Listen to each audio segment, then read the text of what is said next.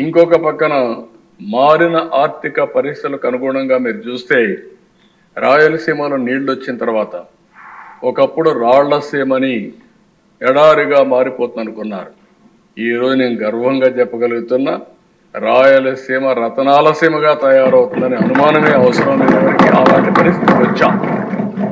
Horticulture హబ్గా తయారవుతా ఉంది. ఇంకో పక్కన పవర్ మొత్తం జనరేట్ చేయాలంటే సోలార్ వచ్చిన తర్వాత రాయలసీమ సోలార్, విండ్, పంప్డ్ ఎనర్జీకి కేంద్ర బిందువుగా తయారయ్యే పరిస్థితి వస్తుంది. ఇవన్నీ గేమ్ చేంజర్.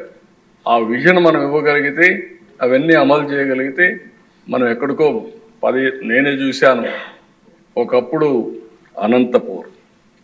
అనంతపూర్ కరువు జిల్లా, నేను సమైక్య ఆంధ్రప్రదేశ్ చూసేవాడిని. నాకు 2 జిల్లాలు ఎప్పుడూ ఒక సవాళ్ళుగా ఉండేటివి. కడప జిల్లాలో నీళ్లు ఉండేటివి కానీ అనంతపూర్లో తక్కువ వర్షపాతం పడేది.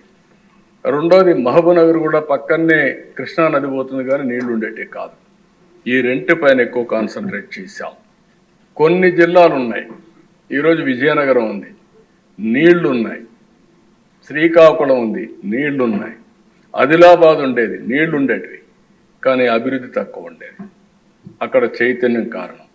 అలాంటి అనంతపూర్ జిల్లా ఈరోజు ఆర్థిక వ్యవస్థలో మీరు చూస్తే 26 జిల్లాలో 5వ స్థానానికి వచ్చామంటే రేపు ఎల్లుండి ఫస్ట్ స్థానానికి వచ్చిన ఆశ్చర్యం లేదు. ఏదైతే అగ్రస్థానంలో ఉండే ఈస్ట్ గోదావరి, వెస్ట్ గోదావరి ఇలాంటి జిల్లాలు ఒకప్పుడు దేశానికి అన్నదాతగా పేరుగాంచినటువంటి అన్నపూర్ణగా ఉన్నటువంటి ప్రాంతాలు కూడా ప్యాడీ పైన ఆధారపడే కొద్దిగా ఆదాయం తగ్గే పరిస్థితి వస్తూ ఉంది.